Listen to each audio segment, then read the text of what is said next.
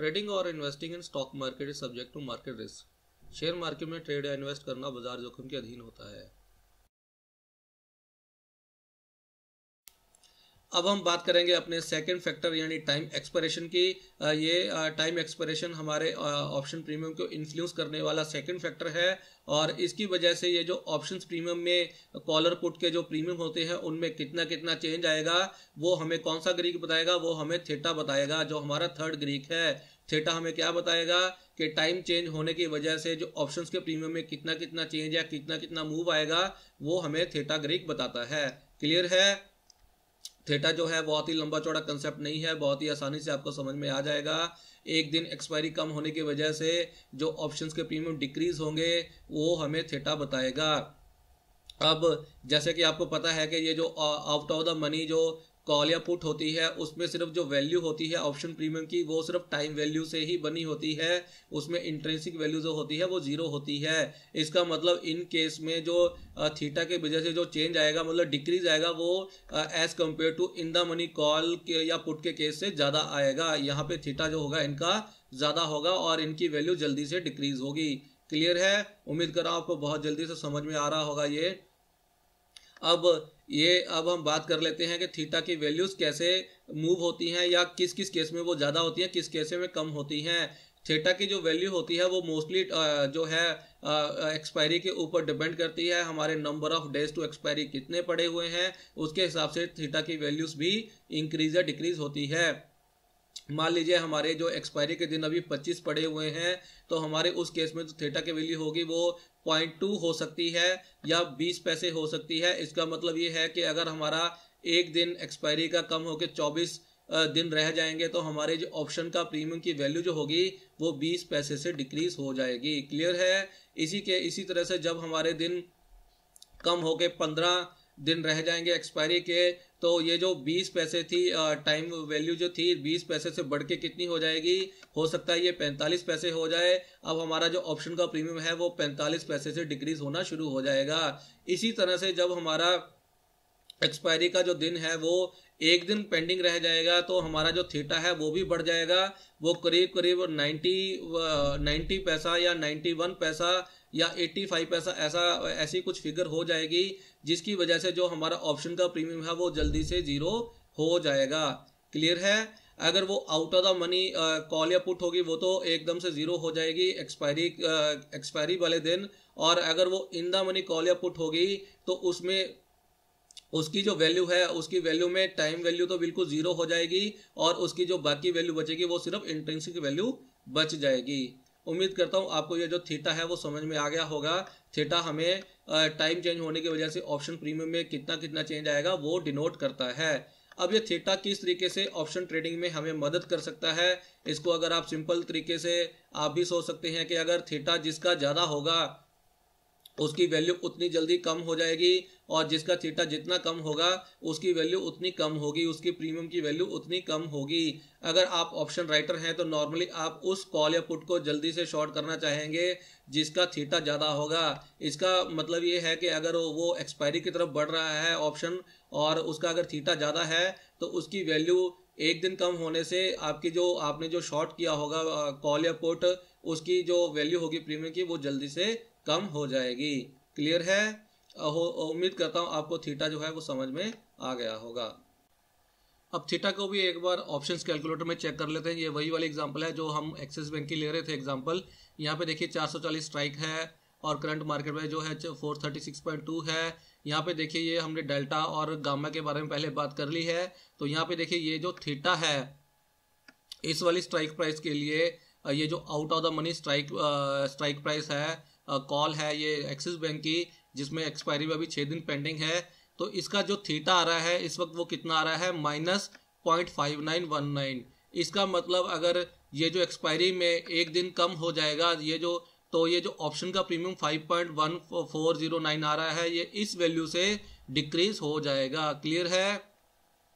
जब इसमें ये जो एक्सपायरी 6 दिन है ये कम होके 5 दिन रह जाएंगे या 4 दिन रह जाएंगे तो इसकी जो वैल्यू है ऑप्शन प्रीमियम की वो इस वाली वैल्यू से थीटा की इस वाली वैल्यू से डिक्रीज हो जाएगी। क्लियर है? ये जो वैल्यूज होती हैं डेल्टा गामा थीटा वेगा की, ये ऑप्शंस कैलकुलेटर में अवेलेबल होती है, आप यहाँ से इनको चेक कर सकते हैं। अब हम हमारा थर्ड फैक्टर यानी इम्प्लाइड वॉलेटिलिटी के ऊपर बात करेंगे, जिसको हम आईवी बोलते हैं। ये हमारा थर्ड फैक्टर है जो ऑप्शन प्रीमियम को इन्फ्लुएंस करता है या असर डालता है।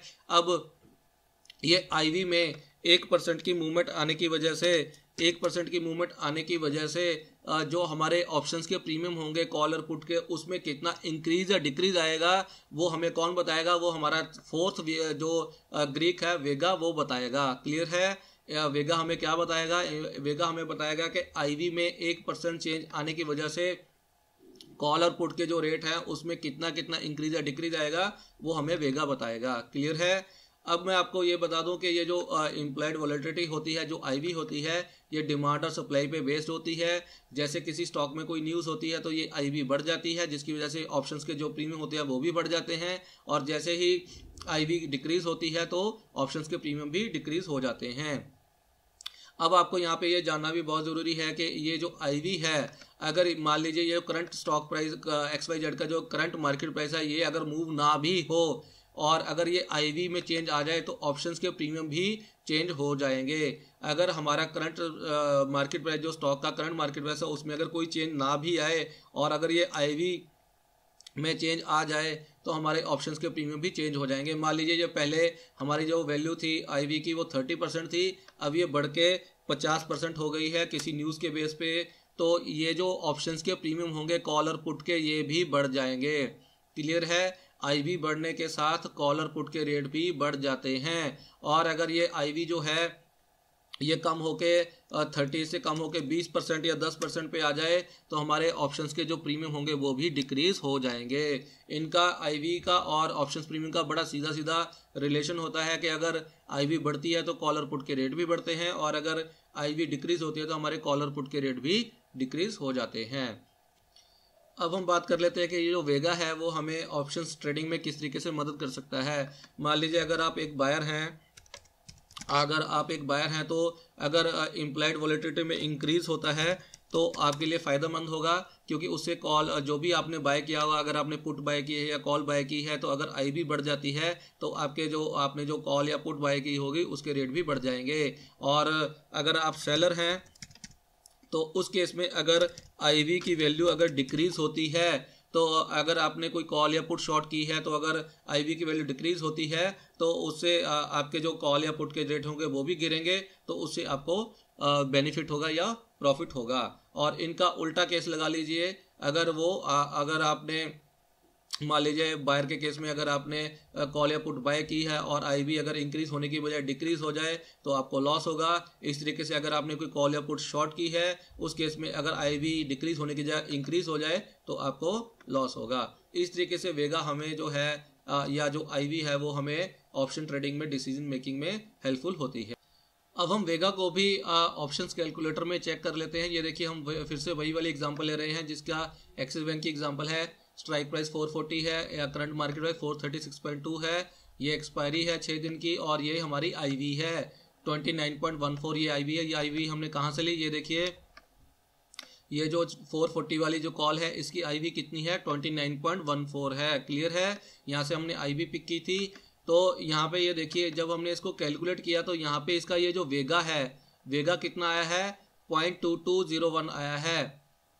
इसका मतलब अगर इस वाले ये जो आईवी है 29.14, इसमें अगर 1% की मूवमेंट आ जाए ऊपर या नीचे तो ये जो प्रीमियम है ये 5.1409, ये जो कॉल का प्रीमियम है ये भी इस वाले रेट से यानी 22 पैसे से ये इंक्रीज या डिक्रीज हो जाएगा। क्लियर है? उम्मीद करता हूँ आपको वेगा जो है अब समझ में आ गया होगा। उम्मीद करता हूं कि अब आपको ये जो ऑप्शन ग्रीक्स हैं ये समझ में आ गए होंगे कि डेल्टा, गामा, थीटा, वेगा क्या होते हैं और ये हमें क्या क्या डिनोट करते हैं। डेल्टा हमें क्या बताता है? डेल्टा बताता है कि अगर हमारे जो स्टॉक है, अंडरलाइन स्टॉक है, उसमें अगर 1 रुपये की मूवमेंट आती है, 1 पॉइंट की मूवमेंट आती है, तो उसकी वजह से जो ऑप्शंस के प्रीमियम में कितना कितना चेंज आएगा वो हमें डेल्टा से पता लगता है। और अंडरलाइंग स्टॉक में 1 पॉइंट की मूवमेंट आने की वजह से ये जो डेल्टा है इसमें कितना चेंज आएगा वो हमें गामा बताता है। और टाइम चेंज होने की वजह से जो हमारे ऑप्शंस प्रीमियम है उसमें कितना कितना चेंज आएगा वो हमें थीटा बताता है। और आईवी चेंज होने की वजह से जो हमारे ऑप्शंस के प्रीमियम कितना इंक्रीज या डिक्रीज होंगे वो हमें वेगा बताता है। दोस्तों ये वीडियो एंड करने से पहले आपको ये बता दूं, ये जो 4 ग्रीक्स हैं ये प्योरली मैथमेटिकल्स कैलकुलेशंस हैं। ये नियर टू एक्यूरेसी पे बिल्कुल एक्यूरेट रिजल्ट कई बार नहीं देते हैं। तो जब भी आप ऑप्शंस में ट्रेड करें इनके बेस पे, तो आप प्लीज़ अच्छे से अपना रिस्क फैक्टर को ध्यान में रखते हुए ही ट्रेड करें। तो उम्मीद करता हूँ आपको ये ऑप्शन ग्रीक समझ में आ गए होंगे। अगले वीडियो में मिलेंगे। Thank you, bye bye. Trading और investing in stock market is subject to market risk. Share market में ट्रेड या इन्वेस्ट करना बाजार जोखिम के अधीन होता है।